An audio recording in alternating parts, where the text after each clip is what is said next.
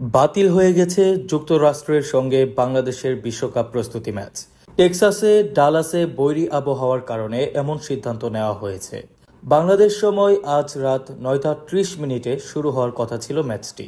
বাংলাদেশ সময় রাত 8টার একটু আগে বিসিবি এক সংবাদ বিজ্ঞপ্তিতে জানায়, এ অঞ্চলে প্রতিকূল আবহাওয়ার কারণে অবকাঠামোর যে অবস্থা, এরপর ডালাসের গ্র্যান্ড প্রেইরি স্টেডিয়ামে বাংলাদেশ ও যুক্তরাষ্ট্রের প্রস্তুতি ম্যাচটি বাতিল করা হয়েছে।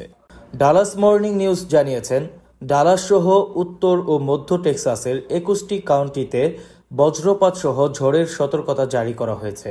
সকাল 9টা থেকে কিছু জায়গায় হঠাৎ বন্যার সতর্কতাও দেওয়া হয়েছে।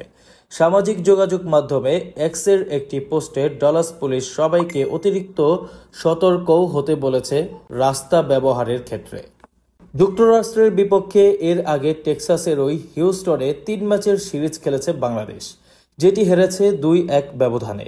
যেদিন দল গিয়ে হিউস্টনে পৌঁছায় সেদিনও আবহাওয়া বেশ প্রতিকূল ছিল। হিউস্টনের মাঠটিতে বিশ্বকাপের কোনো খেলা হবে না, তবে ডালাসের এ মাঠে আছে মূল টুর্নামেন্টেরও ম্যাচ। আগামী 8 জুন এ মাঠেই শ্রীলঙ্কার বিপক্ষে ম্যাচ দিয়ে শুরু হবে বাংলাদেশের বিশ্বকাপ। বিশ্বকাপের আগে বাংলাদেশের খেলার কথা আছে আরেকটি ম্যাচ। আগামী 1 জুন নিউ ইয়র্কের নাসাউ কাউন্টি স্টেডিয়ামে সে ম্যাচের প্রতিপক্ষ ভারত। গ্রুপ ডি-তে শ্রীলঙ্কা, দক্ষিণ আফ্রিকা, নেদারল্যান্ডস ও নেপালের সঙ্গে আছে বাংলাদেশ।